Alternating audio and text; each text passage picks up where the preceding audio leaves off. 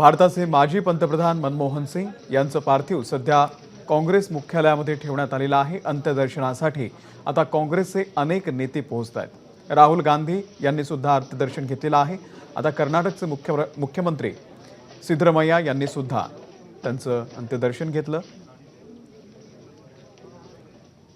काँग्रेसचे सर्वच नेते सध्या आपल्याला काँग्रेस मुख्यालयामध्ये भारताचे माजी पंतप्रधान मनमोहन सिंग यांच्या अंत्यदर्शनासाठी पोहोचल्याचं दिसतंय।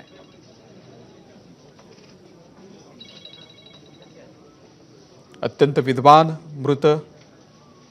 मृदू त्यासोबतच मितभाषी आणि संवेदनशील नेता म्हणून मनमोहन सिंग यांच्याकडे पाहिलं जातं। जवाहरलाल नेहरू आणि इंदिरा गांधी यांच्यानंतर ते पहिलेच असे पंतप्रधान होते ज्यांनी 10 वर्ष देशाचा राज्यकारभार केलेला आहे। 2004 ते 2014 असे 10 वर्ष ते देशाचे पंतप्रधान होते। त्यासोबतच 1998 ते 2004 या काळामध्ये राज्यसभेचे विरोधी पक्ष नेते म्हणून सुद्धा त्यांनी काम पाहिलेलं आहे।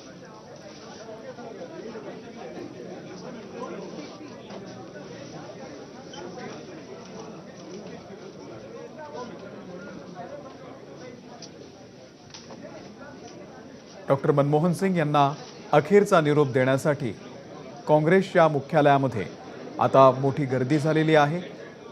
काँग्रेसचे सर्वच दिग्गज नेते सध्या पोहोचलेले आहे। आपण बघतोय सोनिया गांधी सुद्धा आलेल्या आहेत।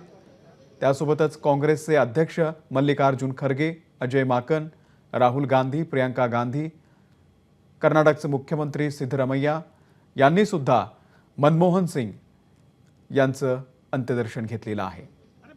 आज दुपारी 11:15 वाजता त्यांच्यावरती अंत्यसंस्कार करण्यात येणार आहे।